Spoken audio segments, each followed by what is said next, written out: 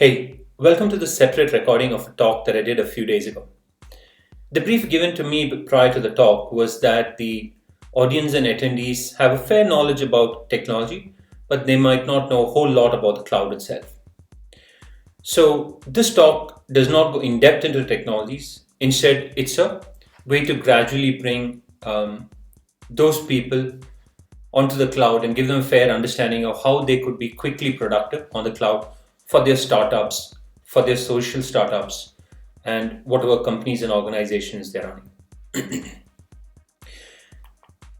One of the things I try to do, by the way, for this talk is that I wouldn't use an illustration of the cloud to draw that analogy between, the cloud as a technology and cloud as in the weather and in the real world. I see almost every other talk that I did, or anybody else does, using the analogy, and I said I'd try to stay away from this, especially for our audience that is just starting up, just so that it doesn't throw them off as something that is literally connected to the cloud in any way. This was challenging, but I think I have been able to do this. In the agenda of the talk, we're going to cover the cloud, how it has proved its worth, especially recently, the different kinds of clouds that the companies could adopt, and why the public cloud within that is a great option. And within that, how do managed services make the adoption of public cloud not only easier in terms of technology perspective, but also helps these companies get to market very quickly with whatever they're building. Starting off a very topical subject, COVID-19 or coronavirus. This pandemic has brought the entire world to a halt. Events and concerts are empty. There's none of those happening. Otherwise, bustling places like tourist spots are being taken over by nature again. Restaurants are empty, or they're not allowed to open. Otherwise, bustling streets are empty. Traffic and vehicles and travel has come to a screeching halt. And even places of worship and religion, with all its supreme beings in power, has itself ironically been brought to its knees across the world. And yet, during all of this, there is one thing that is still continuing to keep us moving, that is still getting us connected, that is still getting our work done, and is in fact growing while some of the other things have slowed down. Things like Google Meet or some of the other products that you use for remote video conferences, they've seen a huge growth. Doctors are adopting it, companies are adopting it. In fact, some of them moving entirely online, and their plans to not even have some of their employees come back to work after some time and say, we'll just continue working from home. It's amazing that we have been able to get this working, right? It's fascinating that just a few years ago, if this pandemic had hit, we wouldn't be able to do this. Today, whether you're binge watching on YouTube, whether you're ordering groceries online while you're still sitting at home, whether you are educating yourself or homeschooling your kids, whether you're getting your work done on the stock market or sending emails, or just Netflixing and chilling, the one thing that is underlying all of this and keeping it running is cloud computing. So what is the cloud? The cloud starts with a computer. So the question is, what is the computer first? A computer is essentially three things. It requires a CPU, it requires storage, and it requires memory or RAM. The earliest computers were standalone boxes that did not communicate with others. But today, almost all computers, whether it's your mobile, whether it's a watch, whether it's a laptop, whether it's a TV, all of them have some kind of computing happening inside it. And they cannot function independently. They're usually connected to something over a network. It could be wired or it could be wireless. So these become the essential part of a computer today. Computing or processing, storage where you can put your data, RAM and memory so that the computer can, while it is running, it can access running data that is not just stored in the disk, and the way to communicate with each other or to you via some other device. Today, there is a lot of this happening. There are billions of people on the internet. They're all doing various things like posting photographs, watching videos, uploading videos, sending messages. And just in a minute, it is almost staggering the amount of data that needs to go across all these systems. And almost every one of them are running on the cloud. How do they manage doing this? How do they manage scaling like this? How do they manage reaching people across the world and get them to communicate and do all the things that you're doing regularly? This data is from about 6 years ago, but that's the last number that I have that I'm able to put. But we can extrapolate and figure out today what is the scale at which they're working. Joe Beda in Google 2014 said that they start about 2 billion containers per week. Think of a container as a very small part of a shared computer. So at 2 billion containers per week, they are starting over 3,300 per second in 2014, when the internet was only a fraction of what it is today. So today we can expect that the number on this is way, way bigger than what we even see over here. It's just crazy big. Now, let me ask you a question. It is possible for you that if you want to set up your own mobile network, you can do it. There are companies that do this, right? Where sometimes maybe it's for government requirements or for the army requirement, or you're in a remote place, say where there's mining happening and there's none of the commercial mobile networks there. It is possible for you to set up a mobile network. But just because you can, would you set up your own mobile network because you want to call your friend, or you want to talk to your parents, or you want to get your organization communicating with each other? You're not going to go to that extent of setting up your own towers and buying your own spectrum in the available spectrum of communication. Or what about the railways? If you want to travel from one place to another, are you going to set up your own railways, buy your own engine and bogies, and then travel?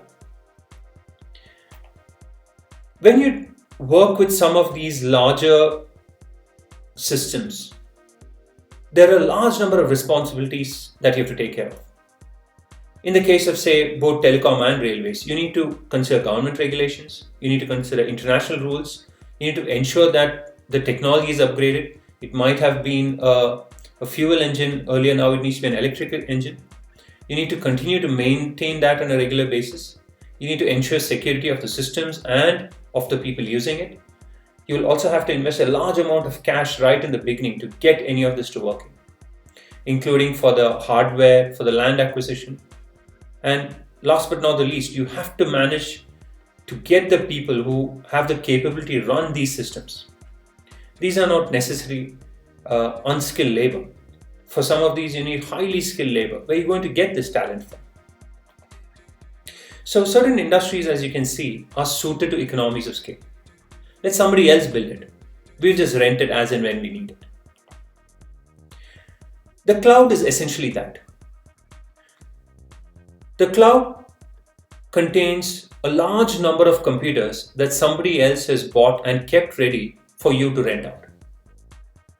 So in this case, let's say there are a large number of network computers that are residing somewhere else.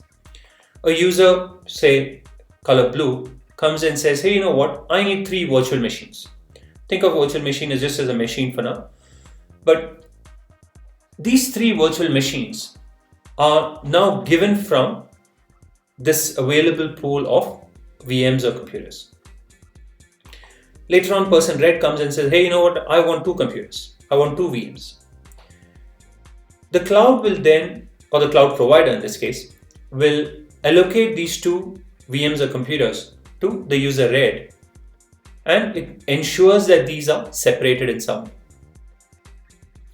Later on, user blue can come and say, you know what, I really don't need 3 anymore. I can actually bring down the capacity to just 1 VM or 1 computer. And at that point, it can release those computers back to the cloud. And whichever cloud provider says, okay, let's get it back to the pool. Later on, let's say another user comes by, green in this case, and says, hey, I want 3 VMs or 3 computers. It could potentially reallocate one that had been previously allocated to say blue but is no more using to user green, but this will be a completely wiped, clean system. There'll be nothing left of what user blue had on it. And it also ensures that each of these are completely isolated and private from each other. So this is similar to a shared co-tenant model used by telecom or railways. So when you book a seat or a berth on a train, that isn't exclusively for you, for the entirety of the existence of that seat or berth. It is going to be given to different people depending on who wants to use it at that point in time. So whether using a telecom network in which you're given a connection when you make that call, or sometimes you might pre-allocate certain connection and say, hey, I want to use this for the rest of the month. You could do that too. Like you could book a whole number of bogies or compartments and say, hey, I want to use these set of compartments or bogies or tankers to transfer oil from one place to another for this entire year. Either ways, it is a shared model. Except that in the cloud, it is going to be highly software controlled and very dynamic. There are different types of clouds. A private cloud is where a business or organization purchases computers for itself and keeps it in an isolated place with access only to the organization and nobody else. A public cloud, on the other hand, is typically done by a company where they acquire the machines and put in the software and systems in place such that multiple organizations can share it in a co-tenant model. So whether it's the government, a bank, a hospital, industry, or your own startup in your garage, all of them can rent a piece of this public cloud as and when they choose to. A hybrid cloud is when you straddle across multiple clouds. So a big company which probably had a private cloud earlier and wants to shift to the public cloud now could start off slowly. It could use a private cloud for whatever it was using and then offload some of the capacity to the public cloud. Or it might be that this company has some data or some regulations that absolutely require it to not use, say, a public cloud, in which case it continues to use the private cloud for those kind of data, those kind of computing, but for everything else it can use the public cloud. A hybrid cloud is also when an organization could use multiple public clouds. Now, Google Cloud is one of the public cloud providers. Why should this be interesting to you? Google itself has a solid scaled reputation in the cloud. A lot of the products that you use and love are all running on the cloud. Among that, they have at least 9 applications that have more than 1 billion users. This is just mind-blowing how big the scale of this is and how they manage all of this to work together and still reach billions of people across the world simultaneously. So when Google says, hey, you know what, we are going to provide what we use for our systems for you also to use, you can expect that to be best in class. How does it do it? Google has a huge network connecting various parts of the world. There are what are called data center regions, which are locations that are separated from each other by at least 100 miles. So if you wanted data or you serve users, say in Los Angeles or in Tokyo, you can have data in a data center close to that, so that users who come there will quickly get the data they want to access. The fact that it is separated by at least 100 miles also means that there is a redundancy of availability. Even if one place is struck by, say, an earthquake or floods or some political problem, your users can still reach another data center in some other region. Today, there are 23 regions and this continues to grow. that covers more than 200 countries and territories across the world. This map shows the different regions that are there across the world. The ones in blue are the ones that exist today, and the ones in white are the ones that have been announced and that are going to come in the near future. Most of these places, or most of the regions, have what are called 3 zones, and once in a while they have 4 zones. In a region itself, these zones are separate buildings where there can again be redundancy within that region itself. And within that zone, there is also going to be all the other things that run a data center. For example, the security, the power, and everything else inside the zone. For example, all the machines that you allocate, the compute, the storage, the memory, all of these are sitting on racks and racks that are powered by multiple power sources, that are cooled by multiple systems, and that have very strong security managed within it, both physically and virtually via software. This is an example of a Google data center in Charlestown. So the scale of this is fairly big. Within the region itself, there could be multiple zones that are separate buildings. So even if power to say one zone gets cut off, it can be quickly routed to another zone. And you can see over here there is power. There could be some kind of cooling that is happening to ensure that the systems are running properly. All of this is connected by an unbelievable network that Google itself owns. This is one of the standout features within Google Cloud itself compared to most of the other clouds, because some of them ride the public internet quite a bit. Whereas Google has invested in its own private backbone network that allows this data to travel at light speed all across the world. These undersea cables connect, again, using fiber cables, not only across land, but across the oceans also through undersea cables, which, like I said, Google itself owns. The capacity of these cables and the networks is so big, sometimes it's difficult for me to imagine that kind of numbers. One of the problems that the internet sees is what is called the distributed denial of service, where you can get control of a few computers and then continuously send fake requests to some endpoint or some server, such that it gets overwhelmed with all these stupid requests that the real requests are not be able to be processed. This is called a denial of service attack. In a distributed denial of service attack, a hacker could get control of multiple computers all across the world and continuously hit one server. The largest DDoS attack seen so far has got a bandwidth of about a terabyte per second. Today, if you pick up pretty much all the computers across the world and orchestrated a dynamic denial of service, a distributed denial of service attack, it would be in a few hundreds of terabytes per second. However, Google Cloud has a network capacity of more than a petabit per second. This is huge. Even if there was a huge orchestrated distributed denial of service attack, Google could still absorb that and still keep your applications running. And this, again, like I said, is a huge benefit when you get onto Google Cloud, not only for the capacity it provides, but it takes care of a lot of the security aspects for you.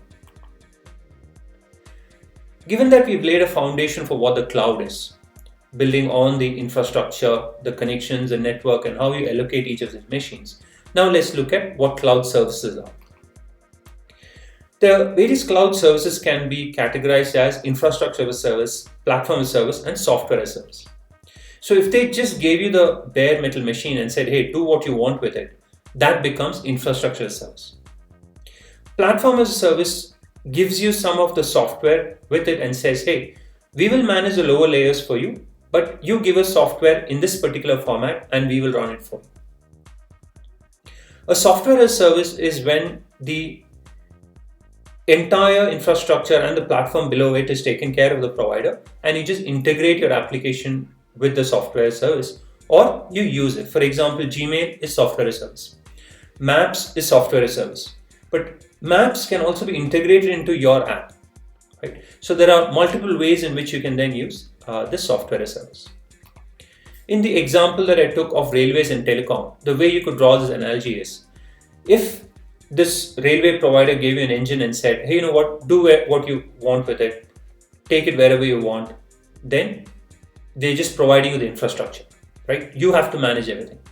In the case of telecom network, they will tell, here is a tower. You want to send 2G on it, 4G on it, you want to use it to send SMS, go ahead, do whatever you want. In a similar way, when you're working with a cloud, they just give you a VM and say, install what you want, run what you want. In the case of a platform as a service, the analogy for railways would be, they say, you know what, we will run the engine, but if you want to transfer something, if you want to transport something, bring us a tanker or a coach that connects into our engine. So there is a particular format that this engine has, and others have to connect to it.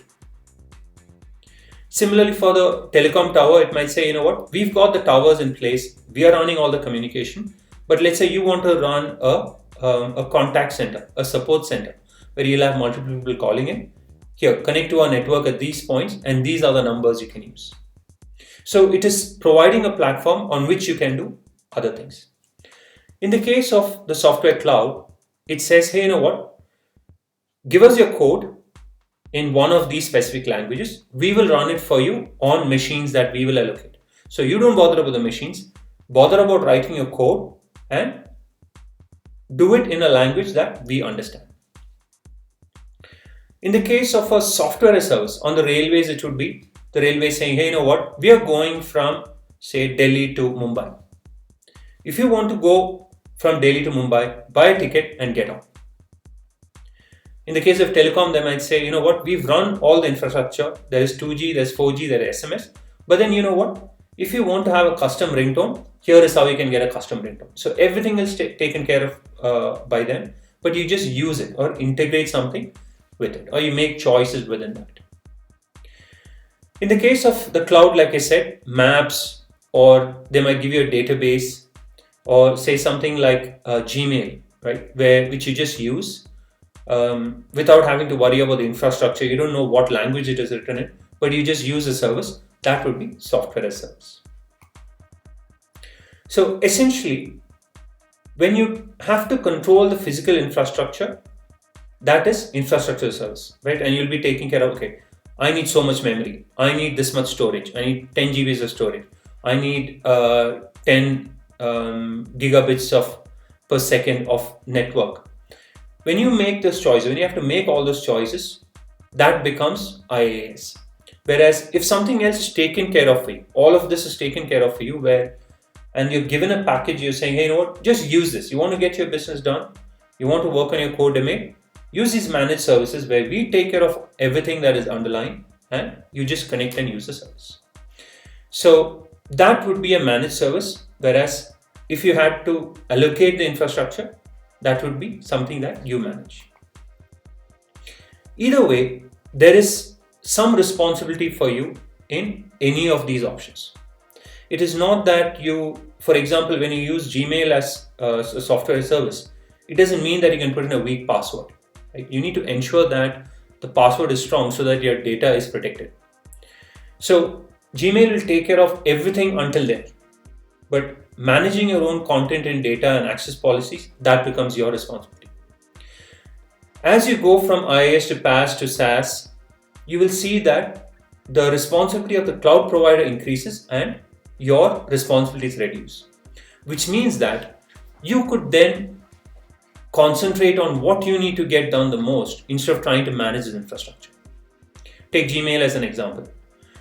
You care about getting your business done, right? So do you want to get up every morning instead of checking your mail? Do you want to first set up a machine, load the software, then figure out how to do Gmail to set up, say, SMTP and manage the security before you receive your first email. You don't want to do that, right? You go into your app, you refresh, you've got your application, you've got your mail. So for companies that have technology as a core domain, maybe IaaS is useful, but for the others, managed service might be the thing to consider. If I could convince you a little more, the differences between infrastructure as a service and this nebulous group of managed services would be that infrastructure service, you require way more administration. In the case of managed service, you just use it. There is less administration. If you are running a business that had to manage IaaS or infrastructure service, you will require a lot more talent. Apart from those who know how to work in your business or core domain, you will have to have a lot of people who understand the technology. Whereas managed services will be less talent heavy for the technology aspect. Within IaaS, because there is more work to be done, it is going to be slower to get your service to market. Typically, managed services will help you get to market much faster. Overall, there's more for you to manage with an IaaS and less for you to manage with a managed service because mostly everything is managed for you. Again, a warning, not everything is, right? You still have to be careful about your data. On the downside, IaaS gives you a great flexibility. You can do pretty much anything you want with it. Today, you don't want to run Gmail, you want to run maps on it in some way, you could create your own map application, run it. Tomorrow, you can take that down and then run, say, some mail service. You can't do that within Gmail. You can't just say, okay, Gmail go away, maps come in, right? These are going to be two separate services. So there is going to be greater time when you have a managed service because you're connecting to something specific that this offering gives you. For companies whose core competence is not tech, my strong suggestion is that you evaluate and try out managed services first. Why? Today, there is a huge growth of users on the internet. I was talking to a company, a social company, whom I was helping with an application recently, and they were doing their pitches not only in India, but in UK and other East Asian countries, and probably in the US later on. If some of those worked out, some of their plans work out in the future, they're going to have users all across the world. How are you going to get this data to all of them quickly in a way that feels efficient and fast? As a smaller organization or even as a bigger organization, that this should not be your concern. If your application is doing well and growing across the world, let somebody else take care of the responsibility of managing the infrastructure to get it to every person across the world. You are best served by focusing on your core domain or your core business. Another thing is capacity planning. When you build your app, do you know how many users are actually going to come on? You might have a fair idea saying, oh, you know what, we might have 100,000 users. But do we plan for 100,000 users exactly now? Do we acquire that much hardware right now? And what if our application runs superbly well? What if it goes to 1 million quickly? Where are we going to run around and get that capacity and hardware from? So whether we have a fair idea of how many users we are going to get or not, it is going to fluctuate.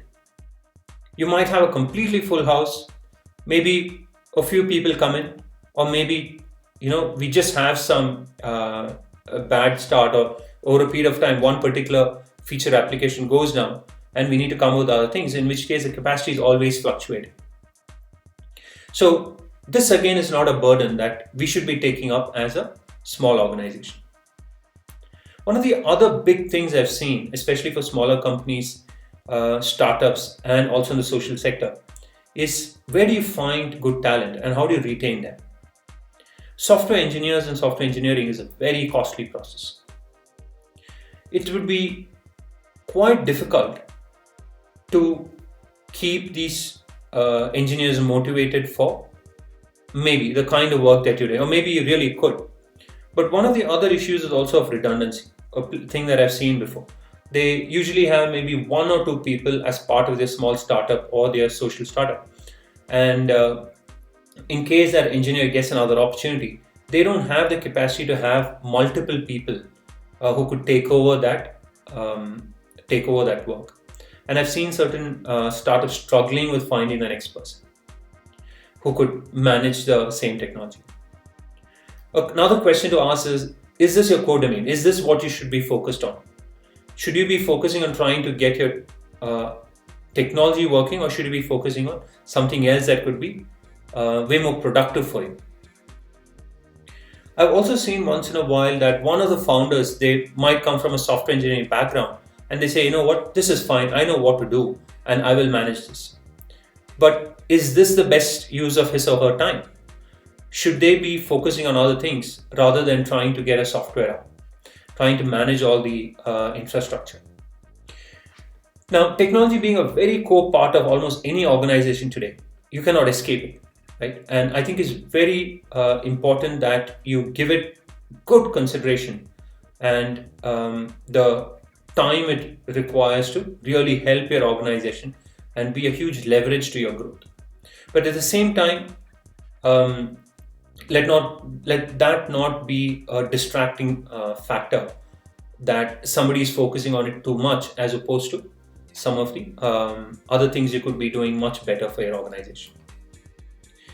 Keeping up with regulatory requirements and compliance is also a big issue. Today, for example, in the case of the COVID-19 pandemic, we've got an issue that we probably need medical records, and you need to follow HIPAA, or in Europe, you need to follow GDPR. Are you going to invest the time to get all this compliance ready? Or would you rather have somebody with that kind of muscle and time get that done once, and you kind of use that in some way? This again does not mean that just because Google Cloud has taken the certification, your app automatically is. If you still leak information, it becomes your responsibility. So in that shared responsibility, just know that you still have work to do to ensure that you follow regulatory requirements and that you comply with it. But you are again much better off having somebody else do the first step. In terms of energy efficiency, Google again stands tall. I believe that today, if you get on Google Cloud, you're automatically doing much better for the environment than you could be by running some of your own data centers. There's a lot of technology going into Google Cloud to ensure that it is environment friendly. Now, given that we've understood what the cloud is and what a managed service is, let's look at one of the key briefs that came to me about the audience for this at the talk was regarding data services. They wanted to understand how to work with data, how to work with big data. Let's just now explore a few of the big data managed services on Google Cloud. So Google has years of innovation behind it on data. In fact, some of their internal technologies have become open source projects. You could use them. Or today, some of those are given on Google Cloud itself as a managed service that you can just plug and play, that you can just click and deploy.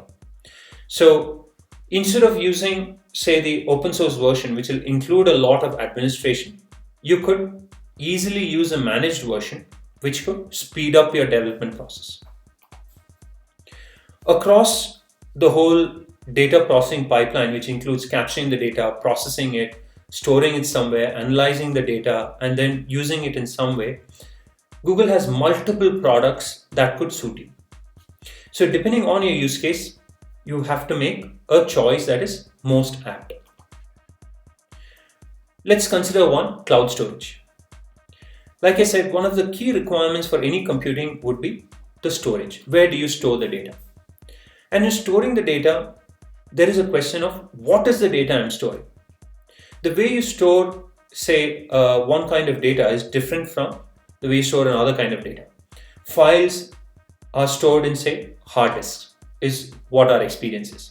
Whereas if you have data that is columnar, you might store it on in an Excel file, right? So in the same way, when you have tabular data, you will store it in certain kinds of databases. Whereas when you have blobs of data, say like images and videos, you don't store it in an Excel sheet, right? You don't store it in a tabular spreadsheet. Instead, you store it on a block storage like a hard disk. So cloud storage gives you the ability to store objects or blobs or files, but it is not a hard disk. This is what is called an object storage as compared to what you generally use, what is called a block storage. Without getting into the details, let's look at a cost factor and how you use a hard disk today. When you buy a hard disk today, you have paid for the full capacity of it upfront as a price. So when you buy, say, a 10 terabyte hard disk, you've paid the 10 terabytes of it today and you use parts of it going into the future. So typically, your usage is much lesser than the capacity it provides, but you have to pay full price. And what if the usage is, is full to capacity? Then you need to buy another hard disk now. So two things you need to do. You again need to invest in a new hard disk. You need to do the provisioning of it. You have to get an administrator to go plug in that hard disk and make it ready. And then there onwards, again, your capacity is way beyond what you're actually using it for. So usually you're paying more than what you're actually using. Why would you do that? Why can't you use something like, say, cloud storage? Cloud storage is managed persistent data. Okay? Data persists even if the machine is switched off and switched on again, the data is still there. So cloud storage is a central managed service that requires no administration and no pre-allocation. In the earlier case, when you wanted more data, you have to buy a new hard disk. Here, you don't need to do that. Cloud storage will automatically allow you to store even up to exabytes of data. How much is an exabyte? 1,000 megabytes is a gigabyte, 1,000 gigabytes is a terabyte, 1,000 terabytes is a petabyte, and 1,000 petabytes is an exabyte. So this is a humongous amount of storage, right? And there is pretty much anything that you can reasonably think of as part of your organization's data collection, you can store it on cloud storage. Moreover, you only pay for what you use. So you don't have to pre-allocate. You don't pay in advance, right? If you're using 1 MB, you pay only for 1 MB. If you're using 100 terabytes, you pay for 100 terabytes, right? So you don't have to pre-allocate and involve, capital expenditure right at the beginning that you don't really use. Cloud storage also has a bunch of really neat features. There are different storage classes which allow you to back up data at a much lower price if you're not really using it. So let's say you've got user data from 3 years ago, but then you're not touching the data. Why would you put it at a high cost on some storage? You can bring it down to a much lower storage class, which is a fraction of the cost that you would otherwise pay for regular retrieval. When you have cloud storage, you can also spread it in multiple places across the world, which means you'll have redundancy. Even if one site goes down, you still have access to data. You also reduce the latency for users in that local region. So all of them don't have to come to your hard disk sitting under your desk, or all of them across the world from the US or Tokyo doesn't have to reach out to one central server where you've placed in a different continent, because all of that takes time to reach. Instead, create copies of it in different places and have people reach the copy of the data that's closest to them, making it fast and giving a good user experience to each of your users. Object lifecycle management is the ability to manage what happens along the life of the data at different times. You can say, for example, the data that comes in for 30 days, let it be quickly accessible. On the 30th day, you can archive it into a much lower cost storage class. Or you can say after 30 days, just delete it. All these options are there. For organizations that are collecting data, there are sometimes retention policies and requirements. The government might say, hey, you know what, you can't delete this data for so many years. For example, I used to work for a little time in the airline industry where they had the requirement that the data has to be retained for about 10 years. You can't delete data that is available today for at least 10 years. The government asks you, you need to be able to quickly retrieve it and give it. Managing all of this and a lot of other features on your own with your own hard disk would be a very difficult problem to solve.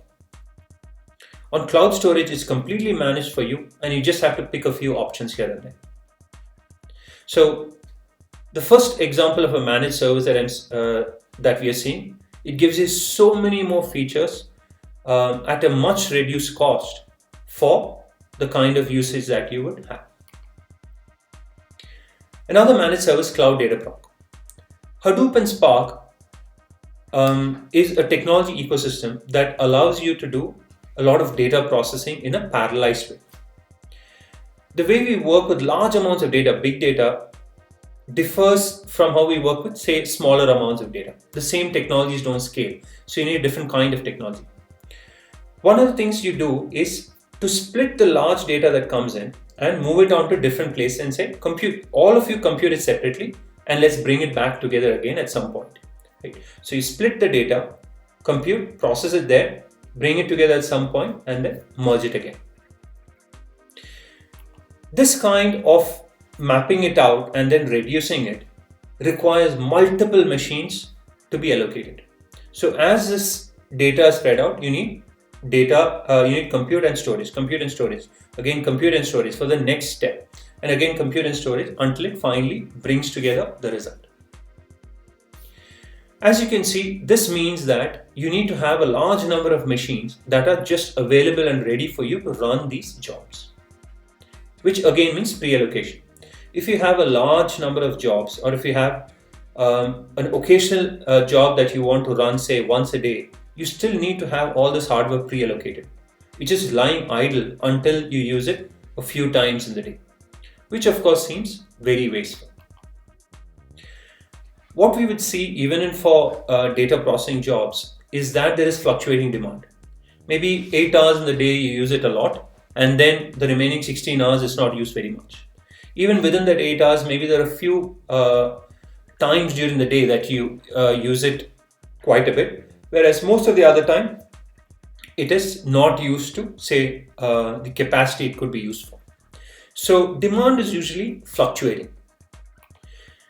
If we provision to max load, which is one of the ways to deal with it, right? Take the use case of saying, I'm seeing so many machines being used in the maximum capacity, let's just buy it and keep it ready, right? So this will be provisioning to maximum load. This will of course solve the purpose. If we did anything less than that, it will mean that we've got unmet demand. If we cut off some of the jobs, either they'll be delayed further, or we might lose some of those users. This is something that I saw recently, even during this COVID situation. My usual grocery delivery company, their application just wouldn't scale. It is not that they said, hey, we don't have people who can deliver it. The application, we wouldn't be able to log in. We wouldn't be able to put something into a shopping cart. So clearly this was being cut off somewhere, and the demand was not being met. With very negative impact, right? We, after multiple times, we just stopped using the app, and we are looking at other alternatives. So unmet demand is a lost customer, right? Is a lost purchase, is a lost sale, and this should not be the case. But if we provision to maximum capacity, then what is happening? Then we've got a lot of unused capacity. We've paid the money, but we're not using it. What do we ideally want? We want the capacity to scale along with the demand. If there is a lot of demand, scale automatically. If the demand falls, scale it down so that we don't pay all the extra cost. So ideally, we want the cost movement to follow the load. What Dataproc does, as opposed to, say, a pre-provisioned set of Hadoop machines or machines for MapReduce, would be that when you want to do a processing and you require a few computers, say called a cluster, it will allocate just those machines. If there are more jobs, it will automatically expand and say, you know what, automatically bring in a few machines. And once that demand reduces, it will automatically bring back or bring down the number of machines required. And you are costed, of course, on how much of the VMs or machines that you use, how much memory you use, how much storage you use. So you're going to basically pay for use. If you run only a small job, say for 1 minute during the day, you pay only for that 1 minute down to a second.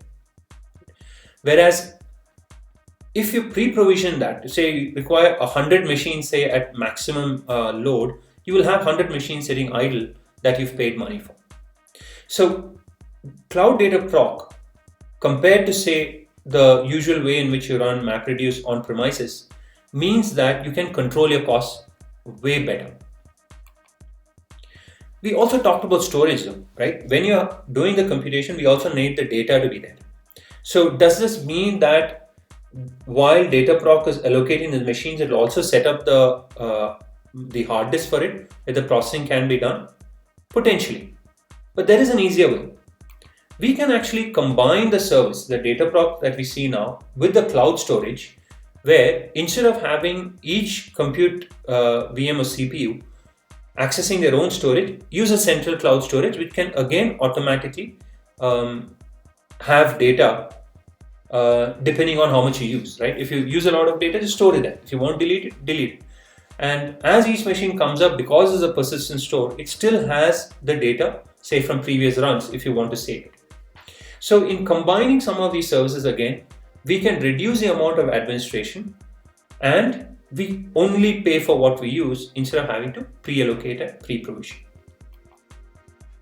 So there are multiple benefits, say from shifting on-premises Hadoop or Spark to Google Cloud Dataproc, which is a lift and shift option for Hadoop or Spark onto Google Cloud.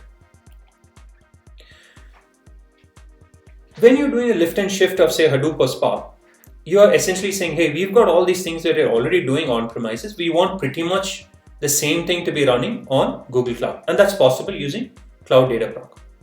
But if you want, if you want to have less administration of the servers and the clusters that we mentioned earlier, you have an even better option.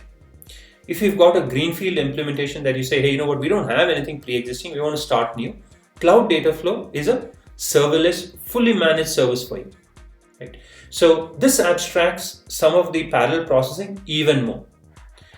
You don't even need to know about the machines that you're allocating or what kind of VMs. It does that automatically for you. You just give it code and say, here is how you should do the parallel processing of the data that is coming. It also has additional benefits, like it's able to work with both batch data, which is historic data that has happened in the past, and continuous data that is coming in, which is called streaming data. It is a tough technology, or it is tough to get that technology working for various reasons, but Cloud Dataflow does that based on Apache Beam, which is an open source software donated by Google Cloud to Apache. Donated by Google to Apache. So if you wanted to work on Apache Beam, which is an open source version, you can do that. And if you want to move that into Google Cloud, it just becomes easy. At any point, even if you say, hey, you know what, I don't want to use Google Cloud, you can shift it back onto Apache Beam and still have your all your processing working, and you're not tied into Google Cloud in this case. So in data processing, Dataproc was a good option, but an even easier option if you've got the ability to start fresh would be Cloud Dataflow. What about Cloud BigQuery? Cloud BigQuery is used for analytics processing, and this is one of the crown jewels, I believe, of the whole Google Cloud solutions in big data. In this example, we are running a query from on data that is based on or that is coming from Wikipedia. The size of data is a terabyte.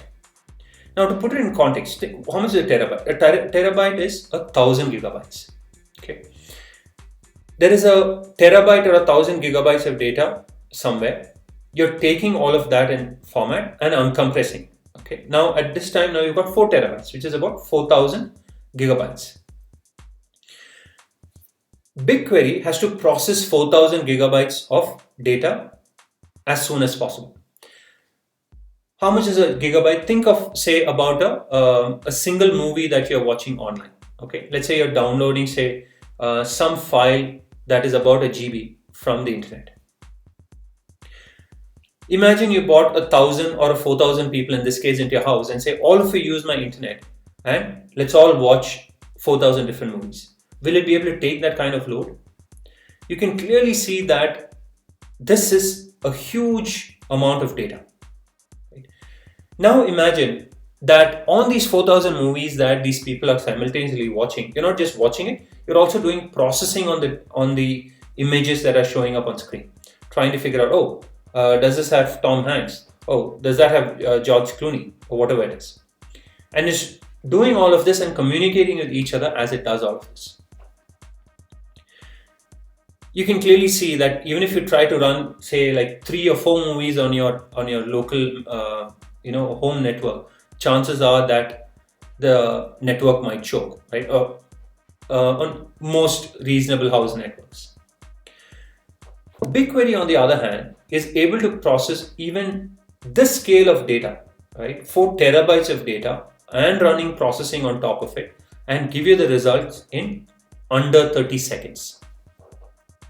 It is unimaginable for somebody who has previously worked on gigabytes of data, try to run a query, and it has taken many tens of minutes for it to complete. BigQuery is able to do all of this and still get you back results so quickly. And how does it do that? It relies on a very fast network, right? There's almost a petabit per second of bisectional bandwidth within Google Cloud itself. It uses a large number of technology advancements, a lot of new technologies to ensure that the data goes very quickly between these different points that need the data, want to store or to process it. It then relies on multiple layers of technology, say called Colossus, Capacitor, Jupyter, Borg, and other offerings also like Bigtable, Spanner, to bring together one managed service called BigQuery that is dependent on all of these other technologies under it. So there's a lot of things happening there, right? How do these networks work? How do they transfer data? How do you manage the security? How do you split up this work into different VMs? And how do you allocate those VMs? And how do you then bring down those VMs? All of this is managed for you, and all you have to do is simply go into the console, type in a query, and push that button. It is absolutely mind-blowing that all of this comes to you again for a very small cost of typically storing that data, how much ever data that you've stored, and for the amount of data that you've processed. You're not paying for all the machines that were allocated for their existence. You're just paying for the few seconds in this case that you've used it. And since BigQuery runs very fast, it also costs less than, say, some other service that might take longer to run. Right? The more time it takes to run, the more you're paying essentially. Right? And with BigQuery being this fast, your company is able to utilize all this powerful technology and still pay, a small change for getting your results. Talking about cost and money, let's just quickly consider cost control also.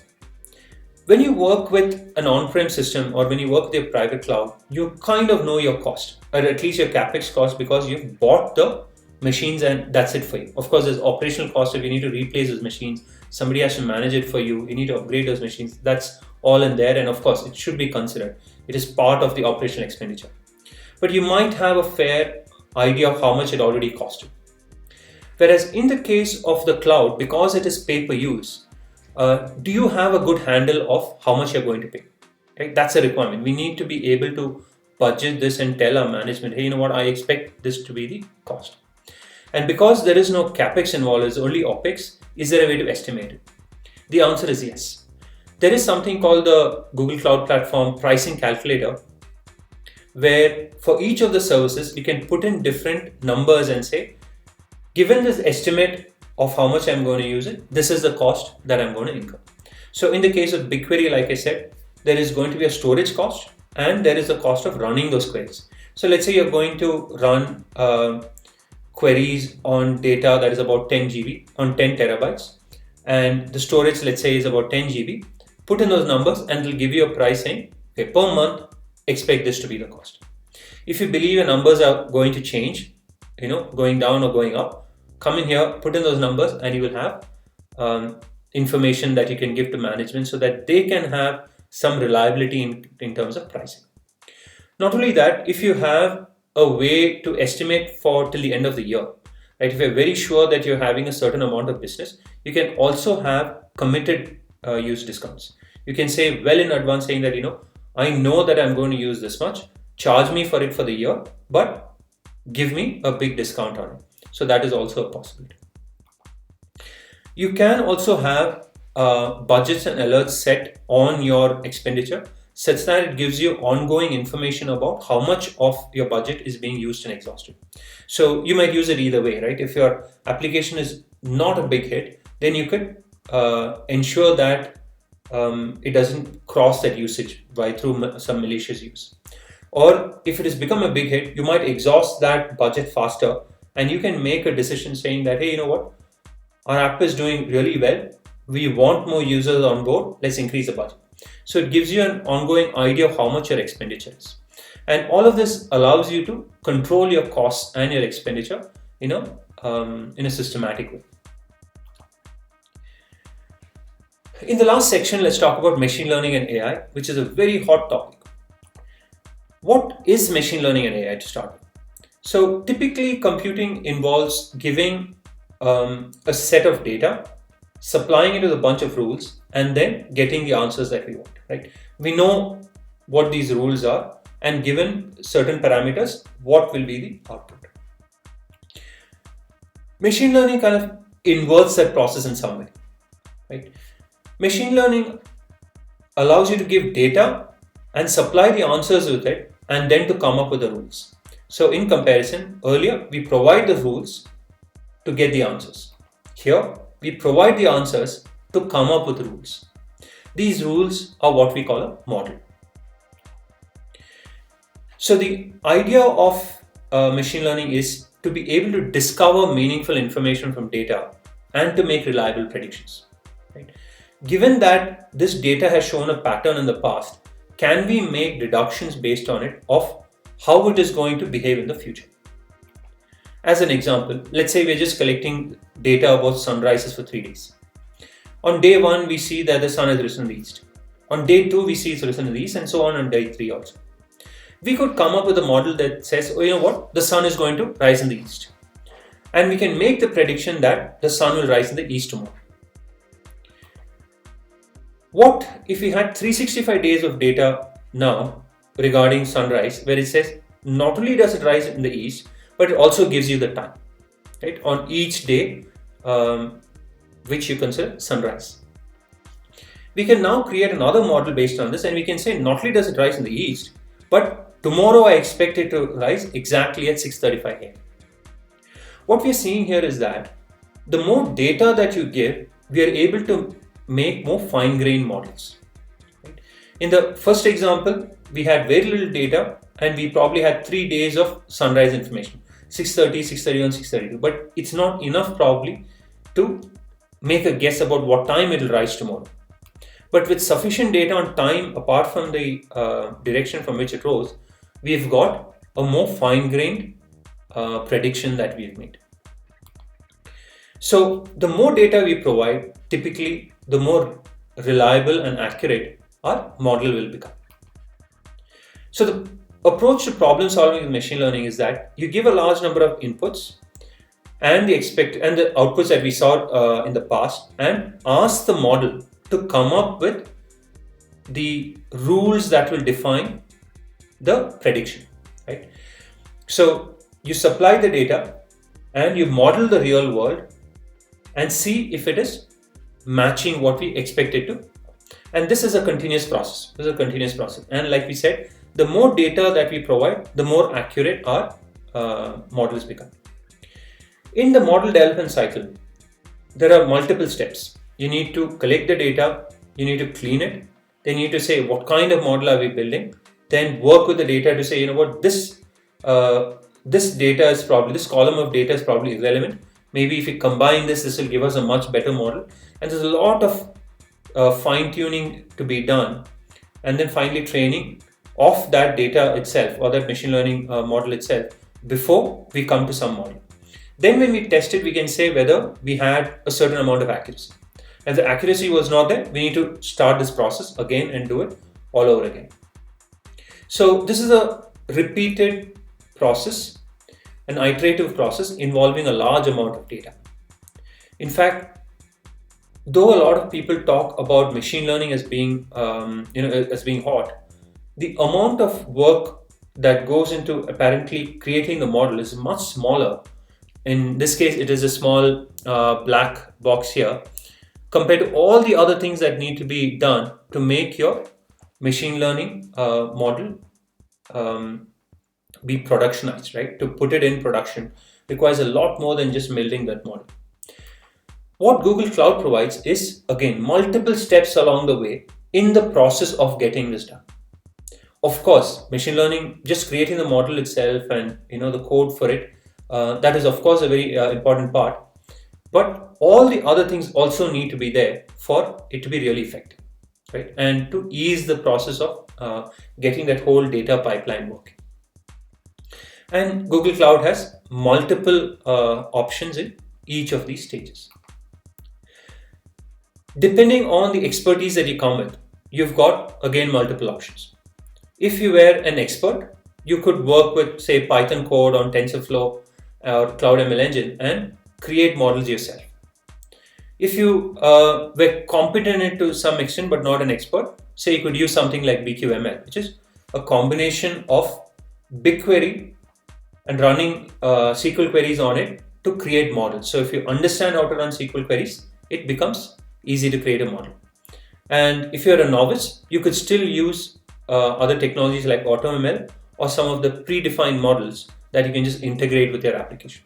So there is an offering for whoever you are and whatever is the kind of experience that you come up with. AutoML has been something that I really liked. This is one product where you don't have to do very much to create the model. Right? You just supply it with a bunch of data and label it saying, hey, this is a cat, this is a dog, this is something else. And you supply it to the system and it will figure out the model that is going to make the right prediction for you. In fact, for one of the startups that I was working with, I was able to prototype a project that required us to figure out the details within different KYC documents, say like a passport or a license, and figure out which is a license, which is a passport, and what is the data inside it. We were able to do that just overnight, right? Just using AutoML. Previously, this would have taken many months of work. And with AutoML, I just supplied a bunch of these images and said, hey, this is a PAN card, this is a passport, this is a license, and it was able to figure out which was which very, very easily. So again, AutoML, a managed service where you don't do anything except supplying the data and say what kind of model you want. Even if you didn't want to do that, you could also use certain predefined models. Say, for example, you can give a picture to Cloud Vision and say, hey, what is this a picture of? And if it is one of the classes that it already knows, say animals or say tourist spots, it will immediately tell you what it is. Right? It is possible for you to even pull out the information from documents. You can give to Cloud Vision a text as an image, and will be able to do optical character recognition, pull out the text within it. Right? Other like that, you've got cloud translation, the ability to translate different languages. You've got the ability to create, say, when you write bots for the back, for some system, some website, where you say, somebody comes and says, hey, I want help on this, what do you want to help with? Right? And that automatic conversation without having a user involved can be done with Dialogflow. So there are multiple ready to deploy solutions within Google Cloud that you can just simply integrate with whatever is the app that you're building. Now let's look at creating the entire data pipeline as an example. So the idea with these managed services is that we can pull together many of them and tie them together in such a way where we've got an end-to-end solution that goes from capturing the data to giving you a result in some way without you having to manage a lot of the administration that is underlying, right? Let's just take an example. Let us say there is a large amount of data that is incoming, and you are expecting huge growth, right? As when you're developing, maybe there's a little bit of data coming in, but once you go production, once you go public, you're expecting a huge number of users coming in. And when you have a huge number of users coming in, remember the diagram about capacity. You can't have all those machines pre-provisioned, right? You want the system to scale automatically. You want some system that will allow it to absorb this kind of growth. A managed service that exists within Google Cloud is called PubSub. Okay, so PubSub can absorb this kind of huge growth and make it easier for later parts of the data pipeline that will do the processing to work with the data in a more reasonable way. When you get this data, you can store it on cloud storage, which we saw can store any kind of data, right? So you store it on cloud storage and say, you know what, we've received the data, we've got a copy of it. Let's also then do some processing on top of that. So if you're using, say, Hadoop or Spark already, you could then work on the stored data and say, run it through a cloud data proc system to process it. Right? So processing it could be things like, hey, somebody sent an age that says 1000 and you expect that a person won't live to 1000 years old. So something is wrong there. Maybe we discard that data. In some cases, maybe the name has special characters that are not allowed. We probably clean that out. Right? So this kind of processing can happen as the next stage. And if it's Hadoop Spark, the managed service that you could use for that is Cloud Data Prop, which is a lift and shift solution of Hadoop or Spark onto Google Cloud. But if you did not have already jobs running within, as a MapReduce job on-prem, you didn't have on-premises yet, and you have an option to recreate this or code it new, you can use Cloud Dataflow, in which case it doesn't it can also support streaming data. So as the data is coming in from the users, Cloud PubSub absorbs that and ensures that that message is passed on to Cloud Dataflow in some determinable way. So Cloud Dataflow can now continuously process the streaming data and pass it on to somebody else, in this case BigQuery, where you can do, say, SQL analytics. So your data analyst will typically understand SQL, or it's a very simple language to learn. And given all this data now, you can run SQL queries on it. So with a simple pipeline, just plugging in different pieces, we've got a way in which we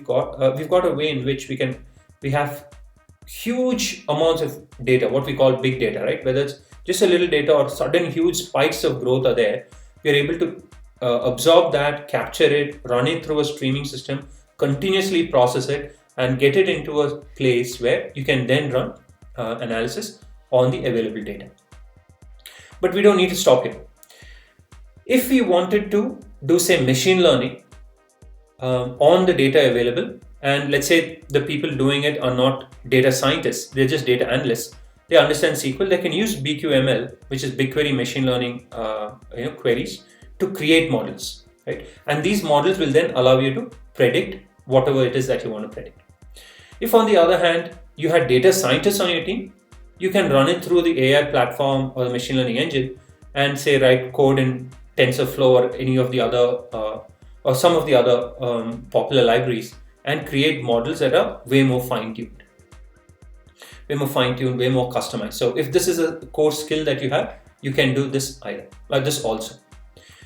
Alternatively, you can plug in other pieces of the machine learning ready to deploy offerings, right? And create a pipeline even if you didn't have data scientists and data analysts. So in this case, once the data reaches BigQuery, I'm using Cloud Natural Language API to figure out what is the data. Maybe it's data about users giving feedback or complaining or giving some praise to your company. You want to figure something out with that. Maybe the data is coming in different languages, right? Because your users spread all across the world.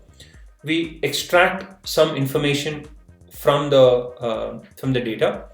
Now to understand what is happening, maybe we run it through a Cloud Translation API, or maybe it came in English and then we want to translate it to something that is a local language, right? So the English language, now we translate it to, say, Japanese or French or Spanish, and then maybe we don't want to just feed it back as text, maybe we want to speak it out to the person.